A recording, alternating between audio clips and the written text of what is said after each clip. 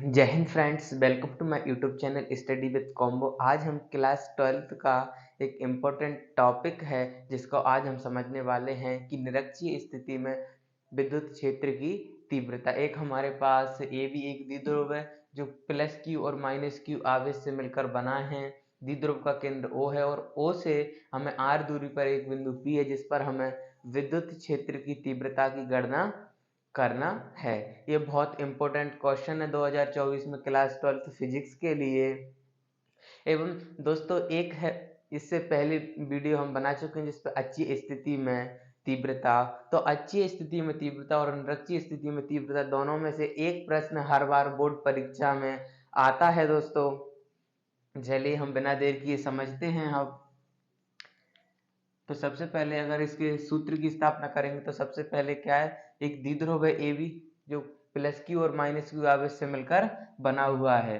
तो हमें द्विध्रुव के केंद्र ओ से आर दूरी पर बिंदु पी है जिस पर हमें विद्युत क्षेत्र की तीव्रता ज्ञात करनी है। तो सबसे पहले ए बिंदु पर जो प्लस क्यू आवेश है इसके कारण जो तीव्रता है वो E1 है, एवं माइनस क्यू आवेश के कारण जो तीव्रता है वो E2 है। तो बिंदु P पर जो तीव्रता है वो दो घटकों में विभाजित हो जाती है, एक साइन थीटा वाला घटक और कॉस थीटा वाला घटक। तो साइन थीटा वाले घटक दोनों बराबर व विपरीत दिशा में होने के कारण एक दूसरे को निष्फल कर देते हैं। तो कुल तीव्रता कितनी होती है, कॉस थीटा के घटक के योग के बराबर होती है। तो सबसे पहले मैं ए बिंदु पर जो प्लस क्यू आवेश है तो इसके कारण जो तीव्रता है E1 उसको मैं निकालने वाला हूँ।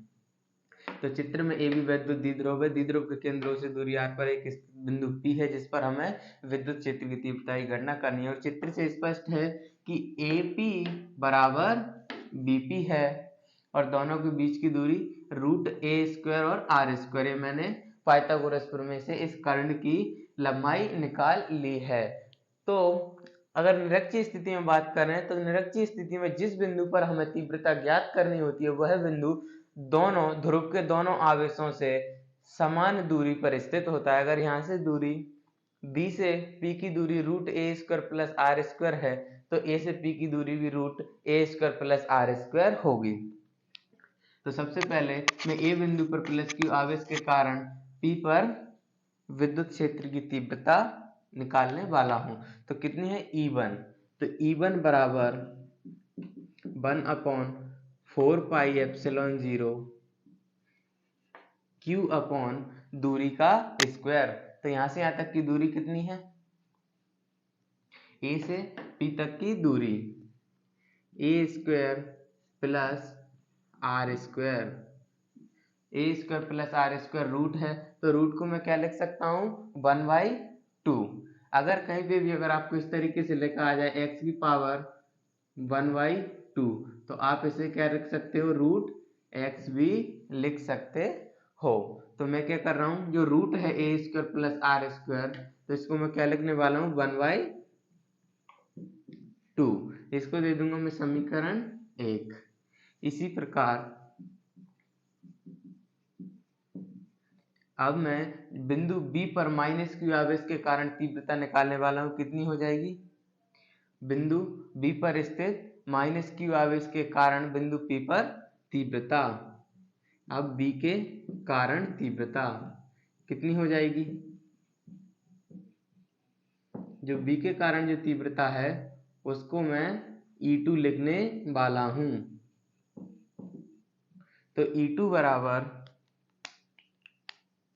कितना हो जाएगा 1/4πε0 Q अपॉन, ये दोनों की जो डिस्टेंस है P और A के बीच और B और P के बीच समान है इसलिए इसकी भी दूरी कितनी हो जाएगी a² प्लस r² की होल पावर 1/2। इसे मैं समीकरण 2 दे रहा हूं। तो आप अच्छे तरीके से देखिए कि बिंदु P पर जो तीव्रता है वो दो घटकों में विभाजित हो जाती है। सबसे पहले अगर मैं E1 को विभाजित करूं तो E1 साइन थीटा और E1 कॉस थीटा, ये E1 दो घटकों में विभाजित हो चुकी है और यहाँ पर जो E2 है वो भी दो घटकों में विभाजित हो गई है, E2 कॉस थीटा और E2 sine theta. But E1 sine theta और E2 साइन थीटा दोनों की जो डायरेक्शन है वो अपोजिट है, लेकिन इनका जो परिमाण है वो बराबर है। तो परिमाण बराबर है, दिशाएं अलग अलग, तो दोनों 0 हो जाएंगे। लेकिन जो E2 cos थीटा और E1 cos थीटा इनकी दिशा है वो समान है, एक ही दिशा में दोनों, इसलिए ये दोनों जुड़ जाते हैं। तो साइन लिख लीजिए इस बात को कि साइन थीटा वाले घटक बराबर व विपरीत दिशा में होने के कारण एक दूसरे को निष्फल कर देते हैं, एवं अतः बिंदु P पर कुल तीव्रता, बिंदु P पर कुल तीव्रता कितनी हो जाएगी दोस्तों? बिंदु P पर कुल तीव्रता cos थीटा के जो घटक हैं उनके योग के बराबर। तो E बराबर कितनी हो जाएगी? E1 cos theta plus E2 cos theta. तो E बराबर, समीकरण 1 और 2 से स्पष्ट है कि E1 बराबर E2, तो चूंकि E1 बराबर E2, इसलिए E बराबर कितना हो जाएगा हमारा? E बराबर हो जाएगा, जब E1 बराबर E2 है तो 2 E1 cos थीटा।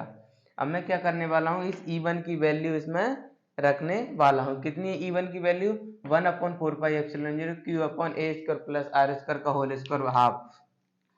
तो कितना हो जाएगा? E बराबर 2 इंटू E1 की वैल्यू 1/4πε0 इंटू Q बटा कितना हो जाएगा? a² प्लस r² की whole power half into cos theta.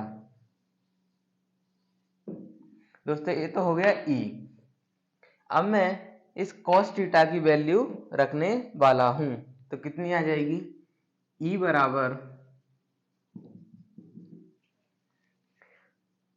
2/4πε0 2 into ये Q है, 2 into Q/4πε0 a² plus r² की पावर हाफ। यहाँ पर मैं रखने वाला हूँ cos थीटा की वैल्यू। कितनी आ जाएगी दोस्तों cos थीटा की वैल्यू? देखिए ये थीटा है, अगर मैं इसमें त्रिकोणमिति का कुछ उपयोग करूं तो थीटा बराबर क्या होता है? लंब। तो थीटा के इधर क्या हो जाएगा? नीचे आधार, इसका आधार a है एवं कर्ण a² प्लस r² का हाफ है। तो अगर मैं cos थीटा की बात करूं इसमें कि cos थीटा बराबर कितना हो जाएगा, तो cos थीटा बराबर होता है आधार बटे कर्ण। तो इसका आधार a है बटे में इसका कर्ण क्या है? a² प्लस r² का हाफ, a² प्लस r² की होल पावर रूट। तो इसको मैं लिखने वाला हूं, कितना हो जाएगा इसके बराबर? a² प्लस r² की पावर 1/2।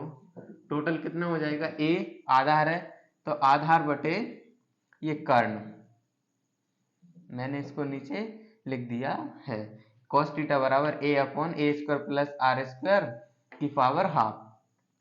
अब मैं यहाँ पर वैल्यू रखने वाला हूं, तो a/ कितना हो जाएगा? a² प्लस r² की पावर हाफ। दोस्तों यहाँ पर कितना आ गया था? ये a² प्लस r² रूट, इसका क्या होता है? Whole square.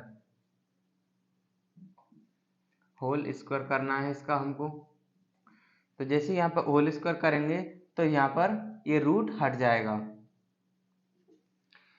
तो यहाँ से ये रूट हट गया। अब मैं इन दोनों को सॉल्व कर रहा हूँ, इन दोनों के बेस समान है, a² प्लस r² की पावर हाफ। तो E बराबर आ जाएगा हमारा फाइनली, ये कितना है 2q इंटू ए। 2a मतलब a और a दोनों कितनी है 2a द्विध्रुव की दूरी है दोनों आवेशों के बीच की, एवं 2 गुणा द्विध्रुव के बीच की दूरी। ये एक आवेश ले लिया है q और 2a दोनों के बीच की दूरी क्या बनते हैं मिलकर द्विध्रुव आघूर्ण, जिसे हम पढ़ चुके हैं। तो 2a इंटू क्यू बराबर लिखने वाला हूं मैं स्मॉल p, जिसे हम विद्युत द्विध्रुव आघूर्ण कहते हैं। तो P upon 4πε0 a square plus r square power 1/2, तो 1 प्लस 1/2 कितनी हो जाएगी 3/2। तो ए स्क्वायर प्लस आर स्क्वायर की पावर 3/2।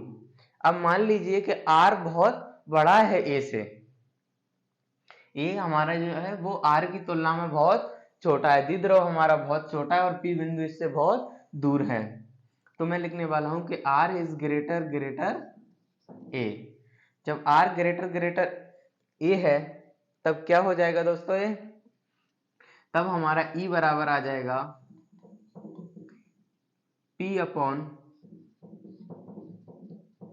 4πε0 और यहां से a को हम नेगलेक्ट कर देंगे तो क्या बचेगा r की पावर 2। तो r की पावर 2 से ये 3/2 में 2 कट जाएगा तो कितनी आ जाएगी r3।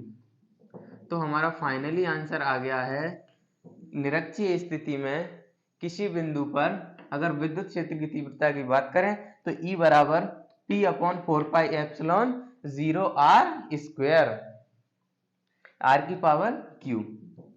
ये हमारा आ गया विद्युत क्षेत्र की तीव्रता। इसका ऐसा ही मात्रक हो जाएगा न्यूटन प्रति कूलाम। ये विद्युत क्षेत्र की तीव्रता का मात्रक होता है न्यूटन प्रति कूलाम। दोस्तों अगर आपको ये वीडियो अच्छी लगी तो जल्दी से इस वीडियो को लाइक कीजिए एवं अपने दोस्तों को शेयर कीजिए। अभी तक चैनल को सब्सक्राइब नहीं किया है तो जल्दी से इस चैनल को सब्सक्राइब कर लीजिए। Thanks for watching.